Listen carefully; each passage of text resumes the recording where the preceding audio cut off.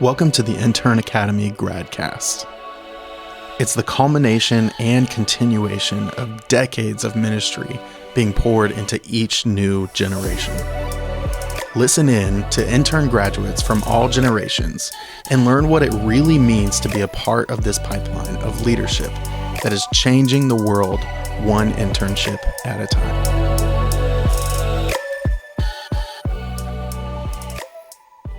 Alrighty, guys, welcome back to yet another episode of the Gradcast. We are so excited that you guys have all decided to join us today, coaches, grads, and interns alike, and everybody in between and outside of that little camp there. We're glad you're watching.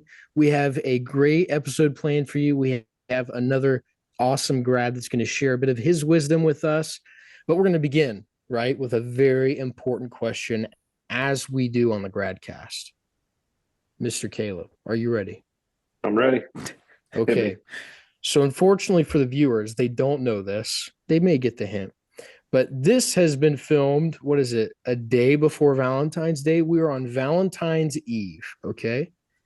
This will come out probably end of March, so this may be a bit out of touch by then.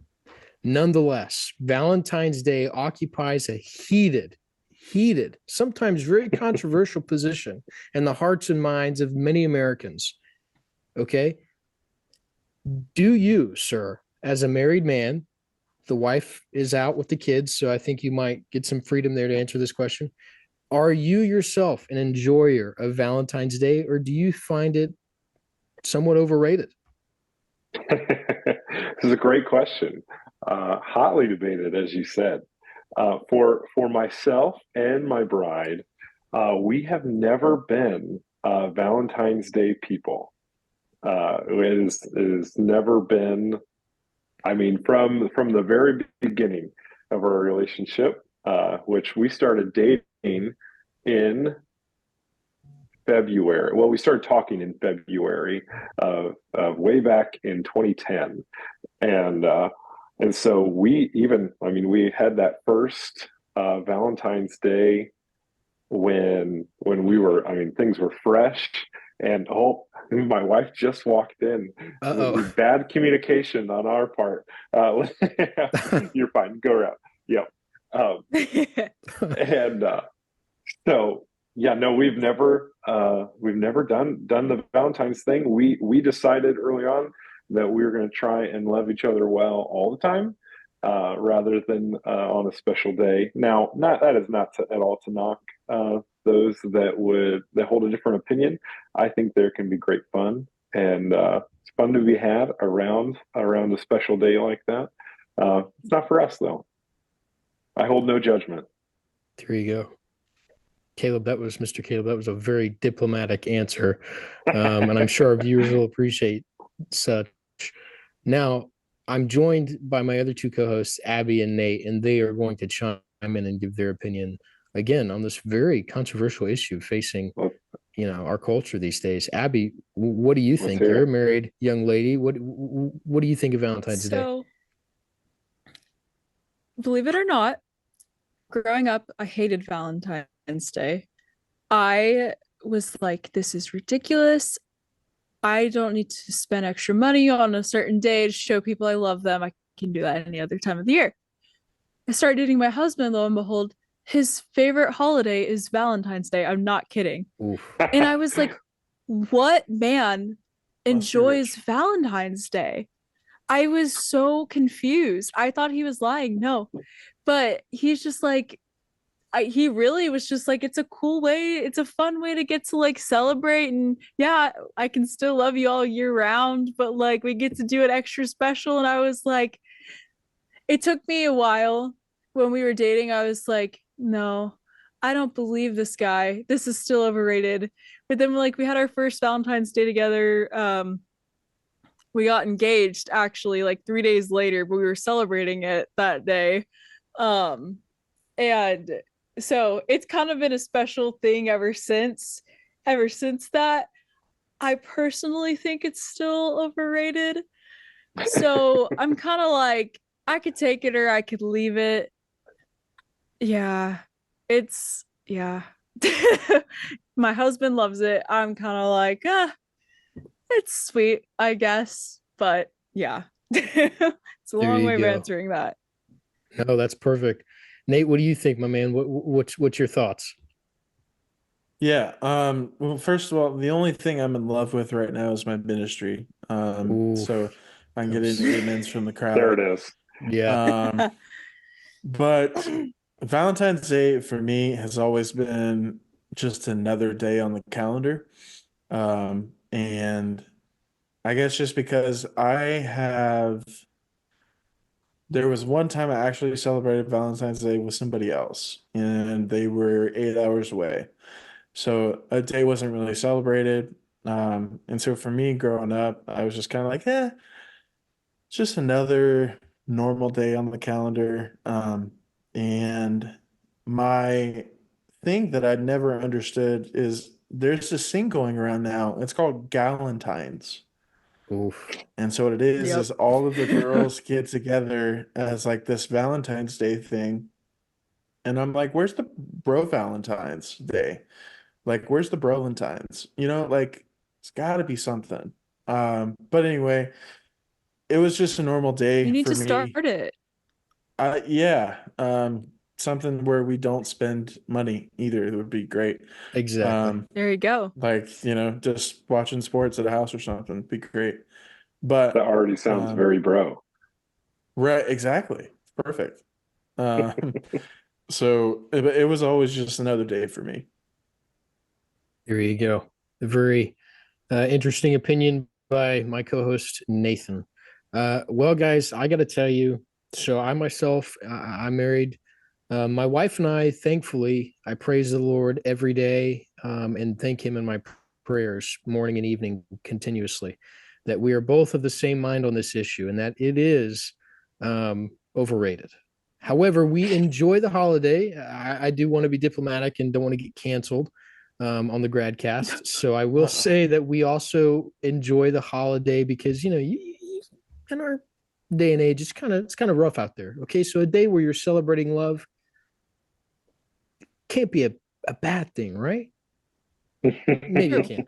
Anyways, Expensive thing, but exactly. So, anyways, but hey guys, with that theme of love and Valentine's Day, which our viewers are going to be like, this does not fit the season right now. Well, it does for us, so we're going to continue on.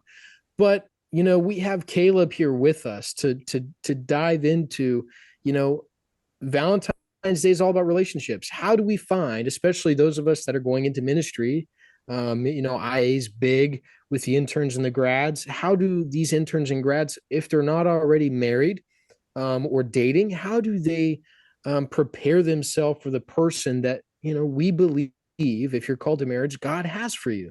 So today we have Caleb to help us explore that question. So I think we're going to take it away and dive into the mysteries of love, marriage, Valentine's Day, and ministry. we love mysteries. I'm super excited. We love it. Love it. So when it comes to if you're into intern academy or just barely a grad, chances are you're either dating, engaged, or not married.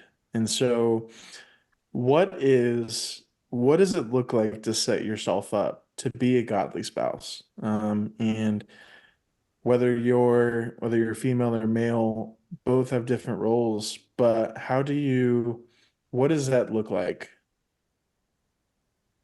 Yeah, I think this is a question that everyone, at some point in their life, if they consider themselves a follower of Christ, uh, you know, how do I do this well? How do I um, pursue or prepare myself to be a good spouse or even a good boyfriend or girlfriend, fiance?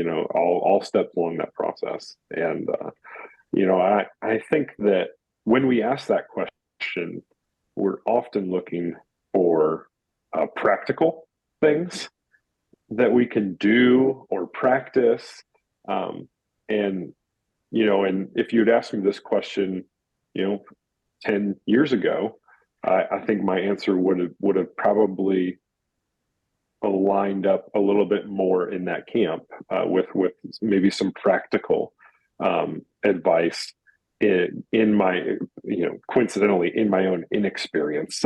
I would have thought that would have been really helpful. And what I found to be true over what's now almost 11 years of marriage is that there's no quick solution here, right? The question or the answer that we often look for when we are looking for practical steps is generally treating a symptom of a problem that has deeper implications.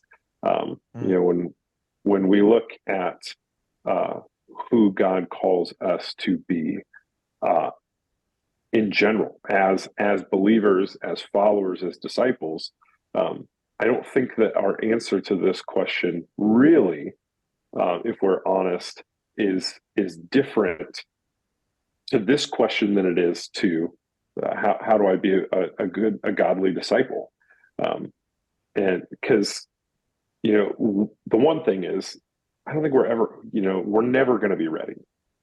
If the goal is to prepare ourselves with the mindset of someday I will be ready to be a good spouse, I think that's a non-starter, because what is core to our faith is that we are sinners, we are fallen, and that is going to be true of us. This side of glory, that's not going to change. We are living in a fallen world, and so as long as we are living in this fallen world, we're going to be battling the implications of sin and the effect that it's had on our heart and our minds. And so I guess I would just apologize that I do not have any at all dating advice in the practical sense. Anything that I want to point people towards is going to be towards pursuit of a deeper, more profound, whole relationship with our God, and that in and of itself is going to produce the kind of change in us, in our hearts and our minds that is only possible through that, rather than practical advice. And so the answer that I would give is so broadly relevant to being a godly anything. It is so, like, I hesitate to even answer the question and to be a godly spouse. I find all of this so closely tied to discipleship and of sanctification. And sanctification is a lifelong endeavor. Something that is never done. As long as we live, we are going to be continually pursuing sanctification. So for many of us who do marry, now I do want to make the caveat that that Paul tells us in, I think it's in 1 Timothy. Let me look here. I marked it here. That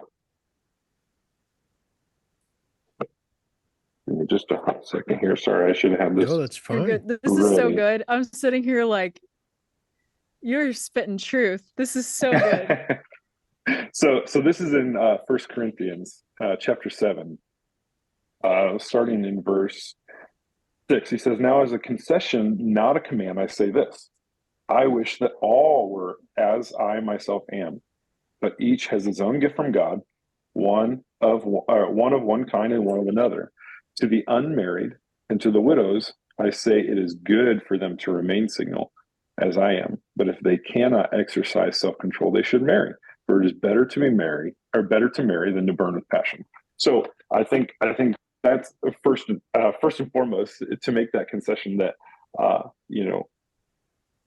I think what's popular in our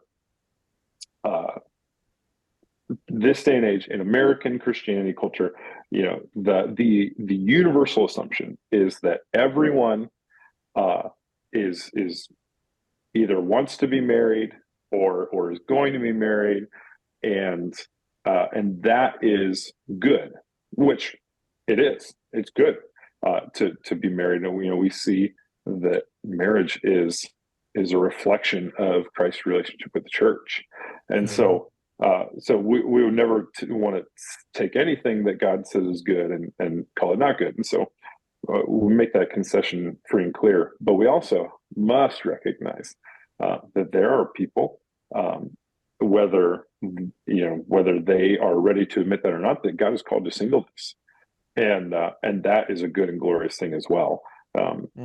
And so, with that caveat out of the way,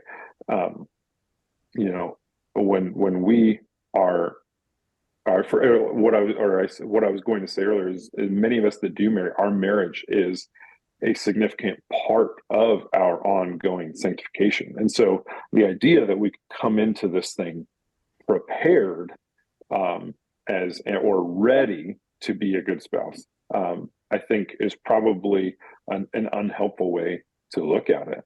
What I think is probably the best thing that we can do is to be looking at ourselves and in our maybe potential spouse, somebody who is pursuing holiness, who is pursuing godliness. And I think that you show me somebody who is determinedly seeking Christ likeness, who's dying to themselves. That's Matthew 16.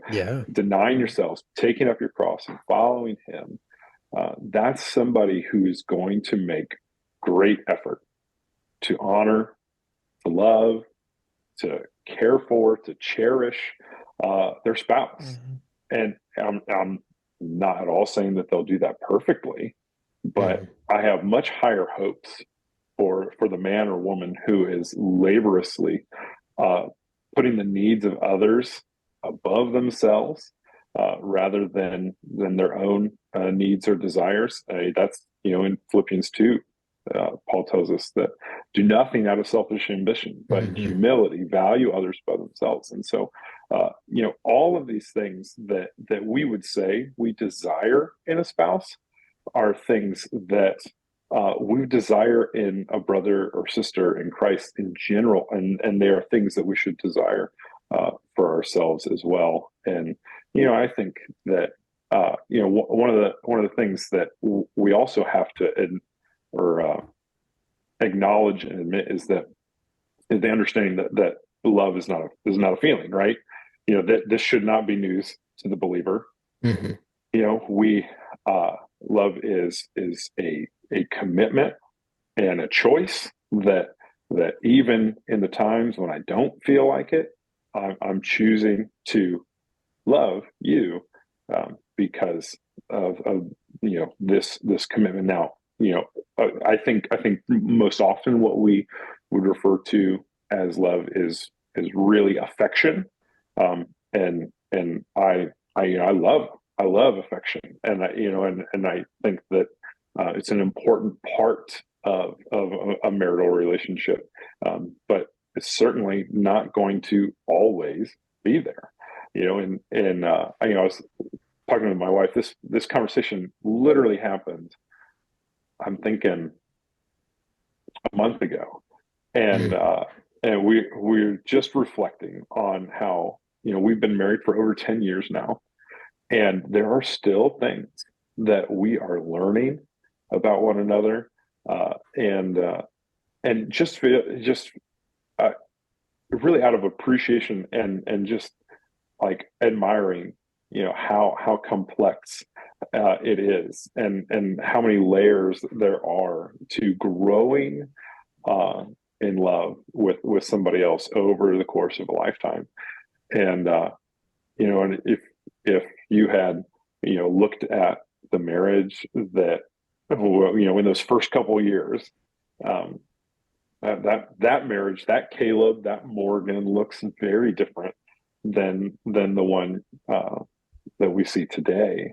That's really good. And that is largely due in part to the relationship that we've had the opportunity to grow and cherish, and over the course of these last 10 years. And so I don't know, that was a very long response to No, that's totally fine. That's what good. that's what we're about. Like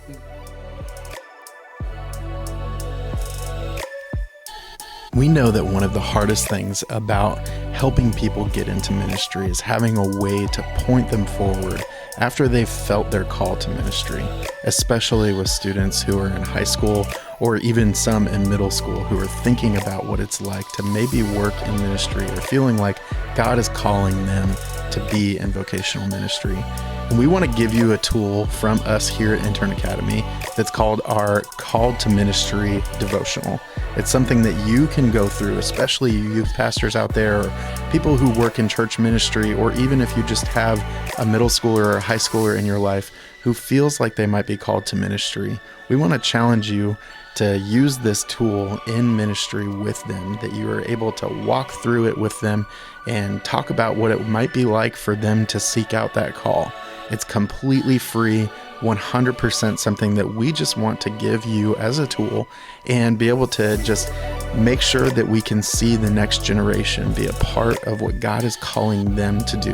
That's what Intern Academy is all about, being a pipeline of leaders that we recreate ourselves. We see God move in the ministry that we're doing and see the next generation come up right behind us. If you want more information about the Call to Ministry devotional, make sure you check out our website, internacademy.net. And now back to the Gradcast. about like we want the insight, and Abby and myself are just starting our own marriages. So even for those of us that are not married, like Nate and some other listeners that I'm sure are going to be listening to this insight is extremely valuable. And the acknowledgement that you very, dutifully remind us of that, hey, like, I think we might be starting from the wrong position here. Because marriage is a gift, but it's not a gift for everybody. Just like, we have spiritual gifts, and then we have different callings in life, callings to ministry, different kinds of ministries. We have callings to marriage and callings to singleness. And so I think that's a very, very helpful reminder for us in this season that we're currently filming in, and in future seasons that we'll have over the course of our life. But Mr. Caleb, if you don't mind, could you tell us a bit about your own ministry? And then, if you don't mind my asking, how did you meet your wife? And does she play a role in the ministry that you now find yourself in, the season of ministry? And what does that role look like, if there is one? Yeah. So, my first ministry is my family. And so, when we look at the life that we have kind of built together, around our church and now in raising children, my wife is she is my number one partner, and she does a lot of the things that by the nature of my own position as a pastor in our church, and am unable to do. And she's blessed and fortunate to have a job that actually allows her to work from home. And Awesome. And so that has granted us the ability and the flexibility to to keep our kids in the home as well, not to have to do like a daycare or school when they get to that age. So she is practically living out the things that I get to talk about, to our church, and a lot of the time she's doing that on her own, because I'm gone at work throughout the days, and so so she is in regards to that ministry, my first ministry, she is absolutely integral, and I could not, of course, do that without her. Now, when I first began in ministry as a vocation, as a youth pastor, she was also right there. That was actually before we had kids, and so she was, if I was there on a Wednesday night or a Sunday night, or whatever that may be, on a summer trip, or a retreat in the fall, whatever that it looked like, she was there. And so we were very fortunate to be able to do those things together. She had her own job, but was thankfully was able to kind of build our life around our church, and so when we went and did whatever it was, that she was there with me, and she was my biggest supporter and biggest volunteer. All of those things. I could not say enough good things about the help and support that she gave in those years. Now, It's amazing. To be fair, though, in the most recent 4.5 years, she has not been a part of those of my time as a worship pastor, because she would say that she is a fantastic songwriter. She does not sing publicly, though, and there's good reason for that. Bless her heart, she is she's awesome. She sings. We joke about it with our friends and our family and our church, that she actually sings more than I do. When it comes to in the home, she likes to sing as she does things, and it's usually about the things that she's doing. So she's very creative, and she has imparted that to our children, and so they now do that as well, as they walk around the house singing, and it's good, and it gets good laughs. But yeah, no, she's not a part of the worship ministry of Life Community Church. That's awesome. I myself also identify as a closeted singer, but we'll leave that be. Anyways, we want to be respectful of your time, Mr. Caleb. No, so I think we're going to ask you maybe one more question, maybe two. But yeah, Abby. Yeah, I have so many questions. I love talking about this stuff. But everything you've hit on is so good, and I feel like each little thing could be a podcast within itself. But I feel like a big thing, especially in today's world, is, we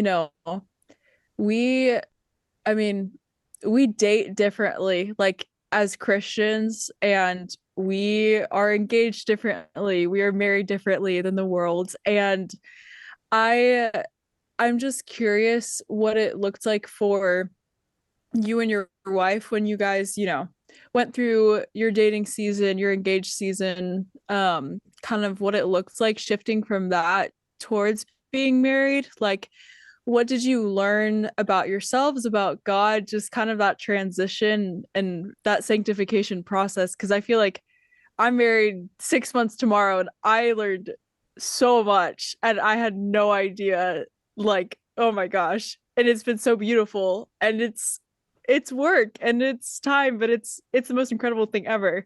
But yeah, so I'm just curious your perspective on that.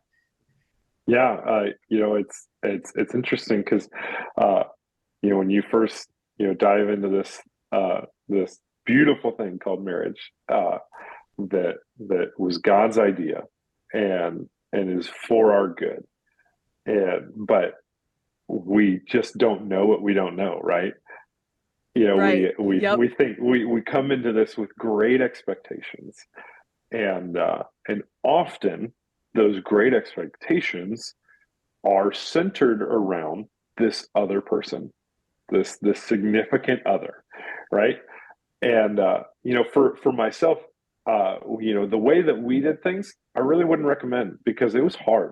But some good advice that I got too late in my life was that somebody told me that date for a long time and then be engaged for a shorter time, because that season of engagement is very challenging. In I think about all of the temptation that you face in that season. You're like, well, we're almost married, and Right. so on and so forth. So before I got that, I received that advice, which was really good. I had already been engaged for over a year at that point. My wife and I got engaged between our freshman and sophomore year of college, and but we also had agreed that we would not actually get married until one of us was out of school. Now, my bride, being the amazing, self-motivated person that she is, she took that as a challenge and graduated in 3 years with while double majoring, and so she's a rock star. And I did not take that initiative. I graduated in 4 with a single major and no minor, because I did college the right way. Amen. But, Come on. But like I was saying, we dated for maybe about a year and a half, and then we were engaged for like 2.5 years. So it was very challenging, and for a number of reasons. But so I don't recommend that to anybody, because it's just challenging, unnecessarily so. There's nothing wrong with dating for a longer period of time, and then when you know, and so it's okay to be assured of that, and still hold off on the extra dose of temptation that comes with being engaged for a long period of time. And so there you go. But yeah, so to answer your question more fully, we come into this thing called marriage with high hopes, usually centered around that person. And one thing that I would just reiterate to anybody and everybody who is single or dating or engaged is, we are not enough, right? We are not enough to fill the needs of somebody else. We are each and every one of us is fallen and broken and sinful and selfish. I actually had a conversation with my good friend Brian Menzie, who's also an IA grad, who also served under Chip, and I remember having a conversation with him back. This is probably 5 or 6 years ago, and it just really resonated with me and stuck with me. And we were talking, and he said, "Man, this is after they had their first child," and he said, "Man, I thought when I was a pretty selfless person, growing up, and then I got into this serious, committed dating relationship with my now wife, and he goes, I just realized how selfish I was. There were so many things that I wanted for myself, and all of a sudden I had somebody that got in the way of these things that I wanted for myself."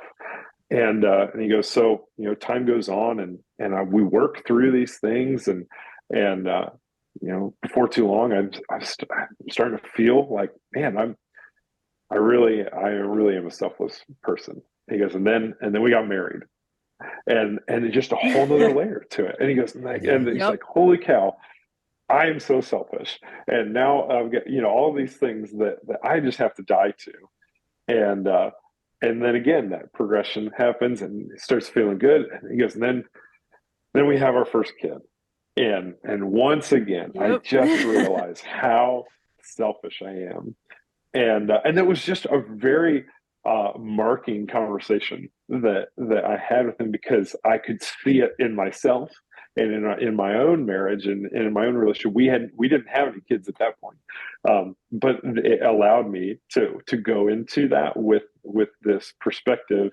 of like, I'm going to be on the lookout for where my selfishness lies, uh, and determined to not allow that to rule me, and to die to that, because that's ultimately what we are called to do as Christ followers, is to die to ourselves. Now, obviously, that is in reference to the mission of the church, of the creating of disciples, and so, but it is also true here in our own personal relationships.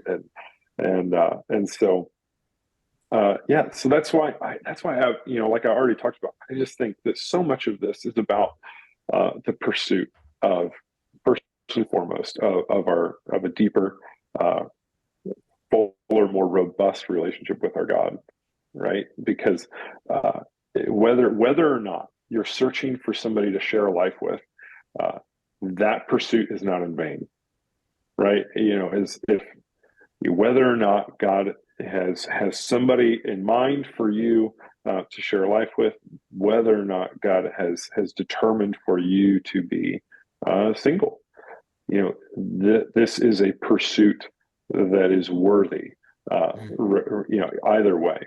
And so knowing that my wife cannot complete me, right? That's and I cannot complete her. And so, and either for either of us to do that, we'd have to be perfect. And God has not called us to perfection, right? We couldn't, even if He did call us to that. We must remember that our own personal joy and satisfaction cannot rest on a person that God may or may not have for us. Yeah. And so we must find that which defines us, that which that which identifies us or motivates us in the cross, and in the cross alone.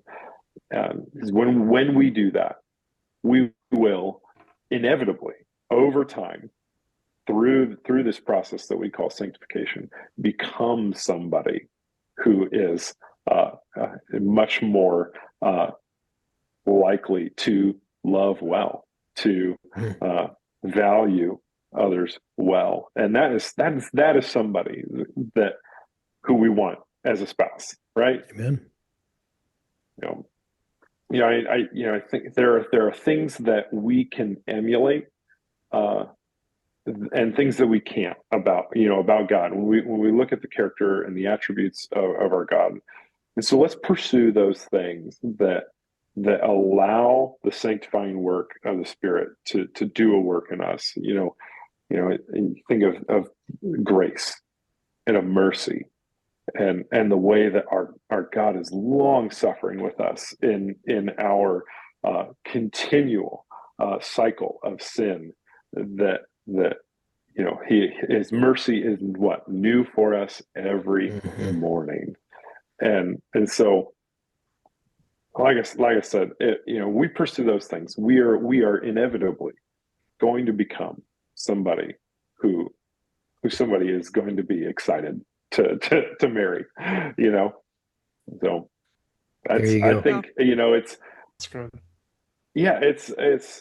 it's nothing groundbreaking, and that's I think that is what's most attractive about it to me is I don't. I'm not trying to sell you on this revolutionary new idea. I think that is dangerous. I think where we find the most God honoring and proven track record is through the pursuit of holiness. And through the dying of ourselves, and picking up our cross and following Christ. There you go. Those are wonderful words to be reminded of as we enter these different seasons of life, and as we're filming this season of Valentine's Day. Well, Mr. Caleb, we want to be respectful of your time and the time of our viewers.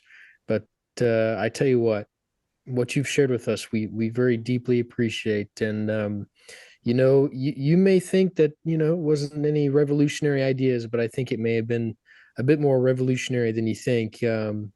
And I feel like the best advice is often, it's not easy to put into practice. It's not easy to be reminded of all the time, but it might be more simple than we're expecting. So anyways, Mr. Caleb, thank you again so much. Thank you to my co-hosts. Unfortunately, we do have to call it a wrap here. But hey, as we're finding with a lot of these grads, they have so much wisdom for us to glean from that we're just going to have to keep doing part twos with all these amazing grads. So For real. maybe another part two. So who knows? But anyways, again, Mr. Caleb, thank you. Nathan and Abby/Drew and Kaylee, who is here with us in spirit. Thank you guys for being here with me tonight. And of course, to our viewers, to the coaches, the grads, and the interns watching, I pray that you take something away from this talk that we had, and pursue holiness first, pursue God first, and maybe if it's in the deck of cards for you, that spouse will be there. Or no matter what, spouse or no spouse, there's something greater behind each of those doors, that being our Father in heaven. So again, thank you guys so much, and we'll catch you next time on the Gradcast. So thanks for the invite. No problem. See you guys.